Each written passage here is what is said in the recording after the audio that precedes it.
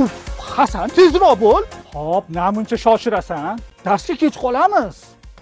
Boshim og'riyapti, Husan. Men uyga ketdim. Dars bor-ku. O'zing amallab orasan. Har doim shunaqa qiladi. Aka-ukalar bitta sinfda o'qishi mumkinmi? Albatta, agar ular Hasan Husan bo'lsa. Tak, Ergashev Husan. Men. Yaxshi, Ergashev Hasan. Oppo. Man. Ha, malades. Bular umuman dars qoldirmaydi. Xayriyat, qutuldim. Aytgancha Hasan, ana u kitob nima bo'ldi? Ayrim Hasan Husanlarni faqatgina holidan ajratib olish mumkin. Husan, o'ziga indamagin-u. Aken Hasan g'irt bizdelnikde.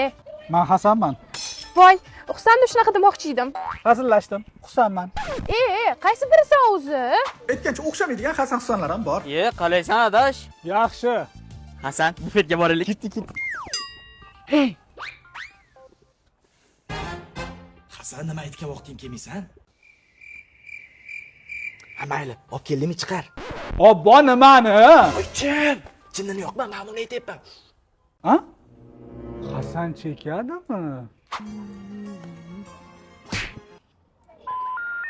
Menga umuman gapirma. Men nima qildim? Husanni aldab uyga jo'natib yuboraman, ikkalamiz aylanamiz deganding. Yo'q. Qara, bitta gap eshitganman-da, chiroyli qizlar o'zini yana ham chiroyli ko'rsatish uchun yonida xunuk dugonasini olib yurar ekan. Shu to'g'rimi? To'g'ri. Sani chiroyli dugonang qayerda? Yomon bo'ldi, ha? Hasanboy Terminator.